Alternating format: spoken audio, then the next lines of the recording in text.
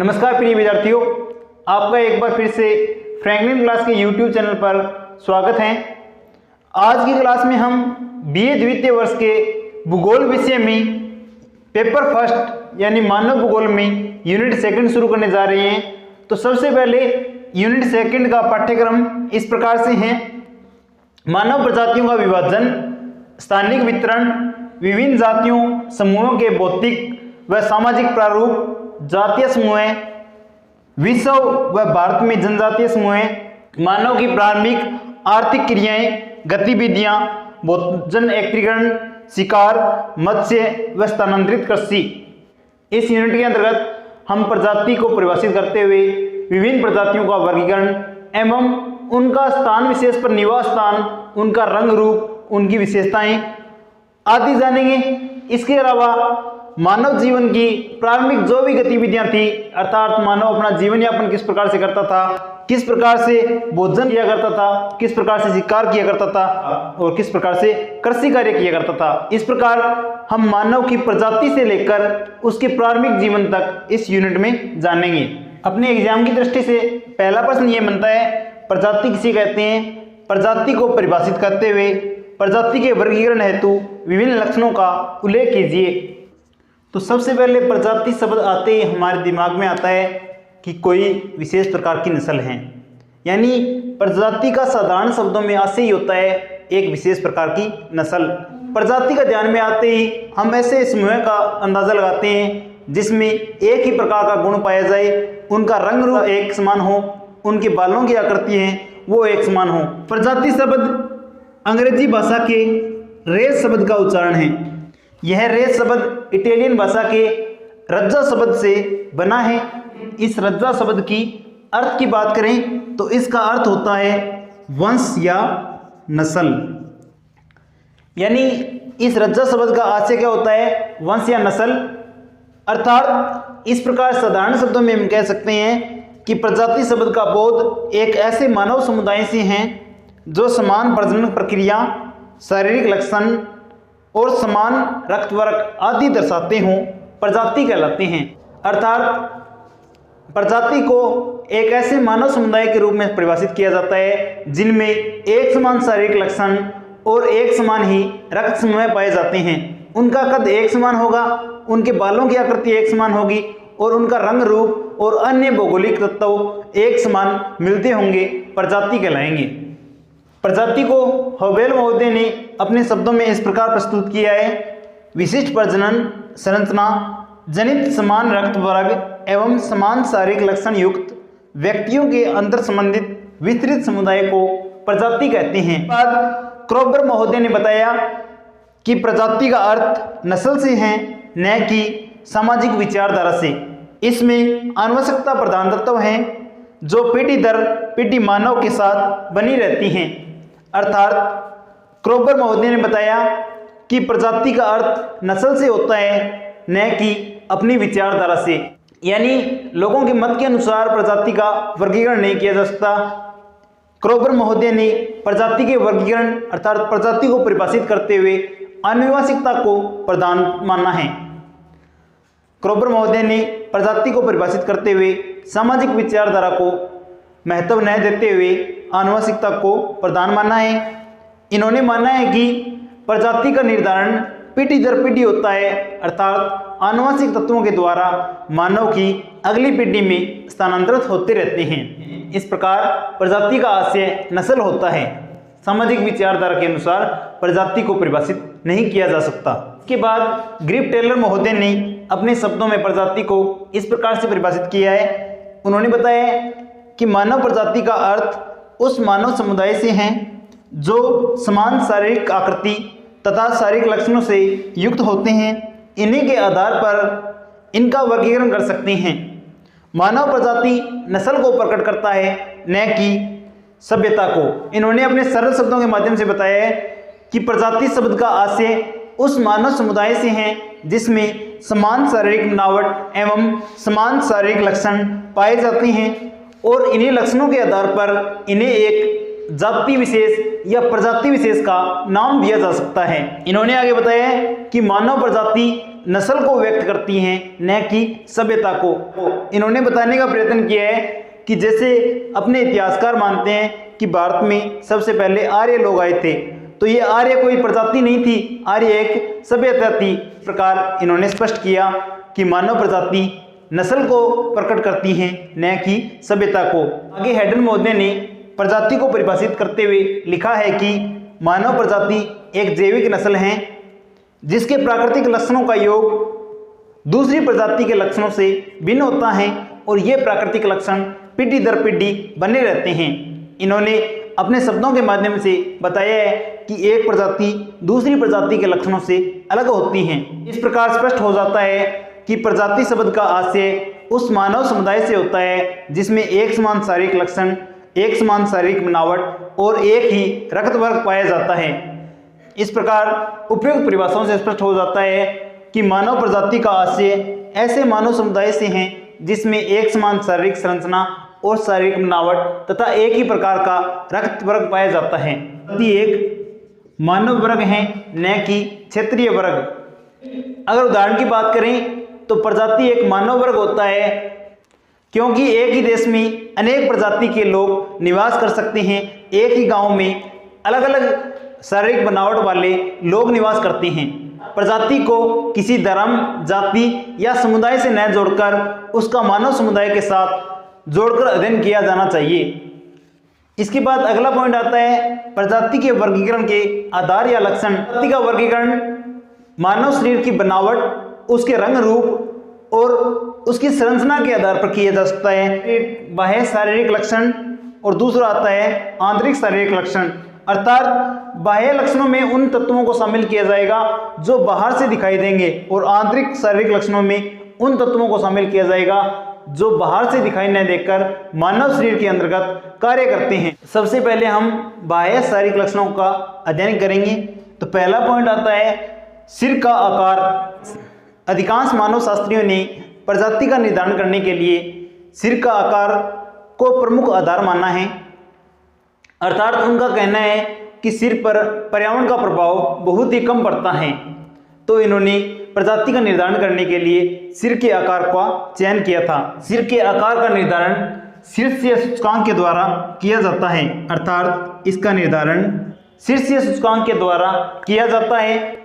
शीर्षीय सूचकांक ज्ञात करने के लिए एक सूत्र का प्रयोग किया जाता है, सिर की ऊंचाई बटा सिर की लंबाई गुणा 100। शीर्षीय सूचकांक के आधार पर क्रोबर महोदय ने सिर के आकार को 3 भागों में बांटा है। अर्थात क्रोबर महोदय के अनुसार सिर का आकार 3 प्रकार का होता है। अब जिसका शीर्षीय सूचकांक 75% से कम पाया जाता है उसका लंबा सिर होगा। जिसका शीर्षीय सूचकांक 75 से 80% पाया जाता है उसका मध्यम सिर का शीर्षीय सूचकांक 80% से अधिक पाया जाता है उसको चौड़े सिर की संज्ञा दी गई। इस शीर्षीय सूचकांक के आधार पर आदिम प्रजाति के मानव के सिर का आकार लंबा था और वर्तमान मानव प्रजाति के सिर का आकार चौड़ा पाया जाता है। सिर की आकृति व आकार मृत और जीवित अवस्था दोनों में पाई जाती हैं। इसके बाद प्रजाति का वर्गीकरण करने के लिए अगला तत्व शरीर के कद को माना गया है। अलग अलग प्रजातियों में अलग अलग शारीरिक बनावट पाई जाती है। ठीक उसी प्रकार अलग अलग प्रजातियों में शरीर की लंबाई भी अलग अलग होती हैं।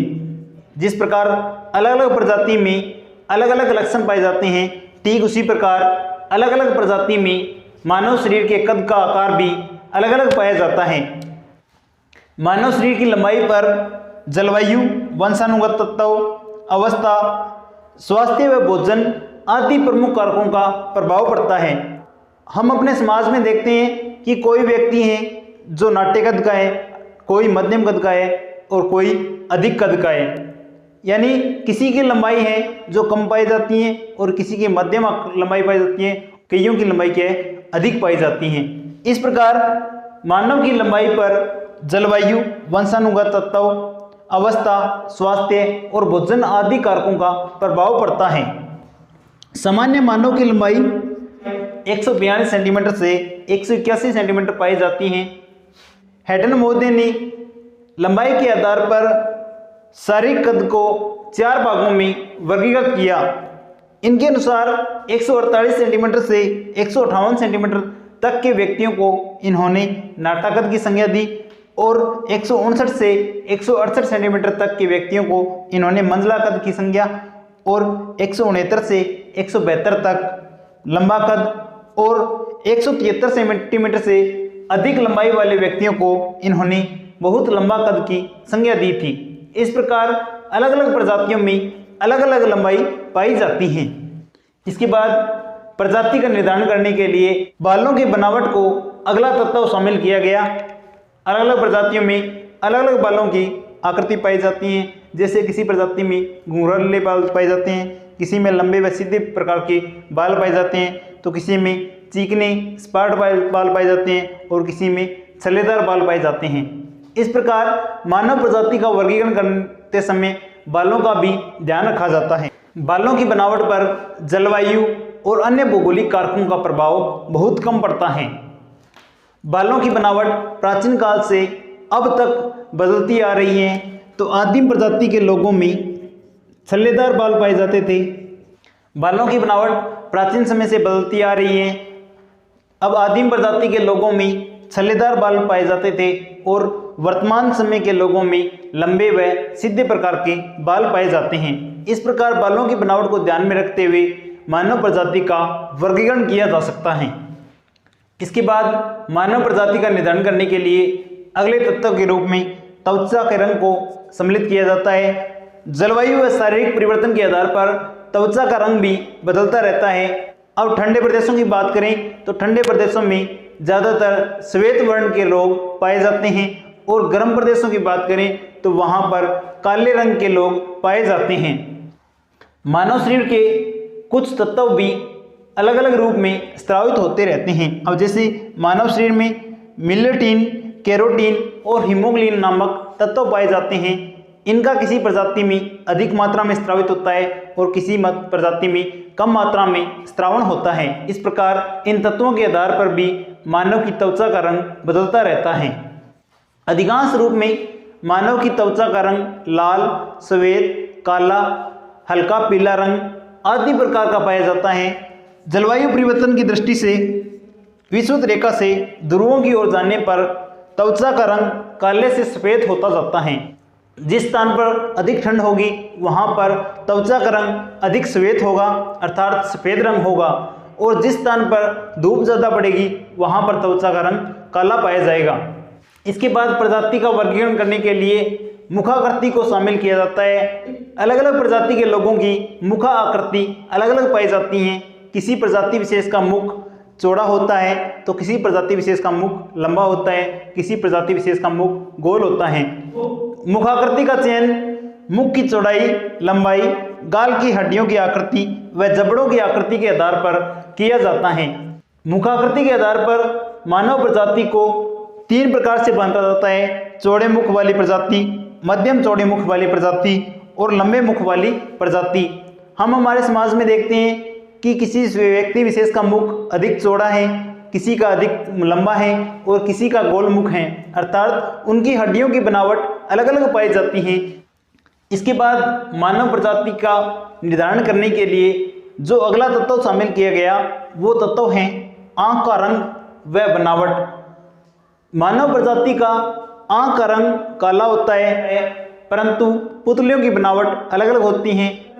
किसी प्रजाति विशेष में तो आँख का रंग गहरा काला होता है और किसी प्रजाति विशेष में आँख का रंग हल्का नीला और हल्का भूरा होता है।